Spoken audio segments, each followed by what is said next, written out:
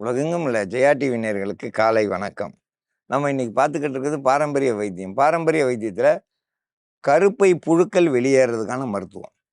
கருப்பையில் உள்ள புழுக்கள் இருந்து கருத்தரிக்கவே விடாது.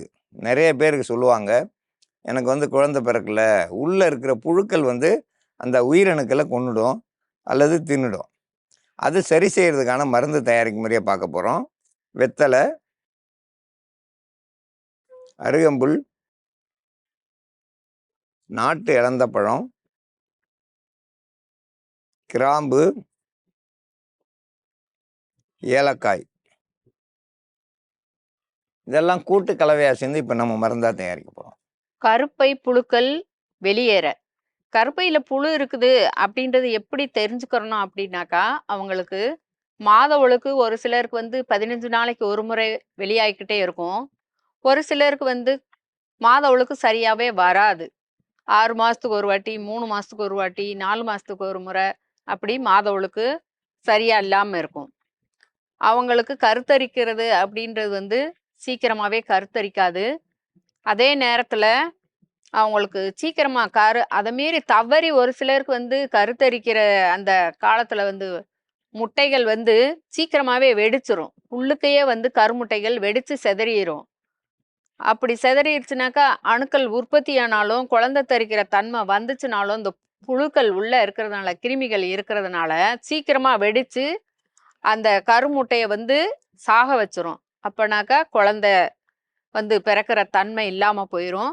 அதை அப்படியே விட்டுக்கிட்டு இருந்தாங்கனாக்கா அவங்களுக்கு குழந்தை பாக்கியமே இல்லாம போயிடும். அதனால கருப்பை சுத்தமா இருந்துச்சுன்னா தான் குழந்தை அழகான குழந்தைய குறைபாடு இல்லாமையும் பெத்துக்கிற முடியும், தாயும் நல்லா இருக்க முடியும். அப்ப கருப்பை உள்ள கிருமிகள், அந்த நச்சு கிருமிகள், புழுக்கள் வெளியேறதுக்கான மருந்து தயாரிக்கும் முறையை பத்தி பார்க்கலாம். அருகம்புல்லும் வெற்றிலையும் அரைச்சி எடுத்த சாறு 20 மில்லி அளவுக்கு எடுத்துக்கிறணும். இப்போ இது கூட நாட்டு இலந்தை ஒரு 10-15 பழம் எடுத்துருக்குறோம். இதை நல்லா தண்ணியில கொஞ்சம் நேரம் ஊற வச்சிடணும். இந்த மாதிரி ஊற வச்சுட்டு, நம்ம புளி ஊற வச்சு எப்படி கரைச்சி எடுப்போம் அந்த மாதிரி ஒரு 10 நிமிஷம் ஊற வச்சுட்டிங்கனாக்கா நல்லா கொலன்னு துவர்ப்பு, இனிப்பு, புளிப்பு 3ம் சேர்ந்து இருக்கும்.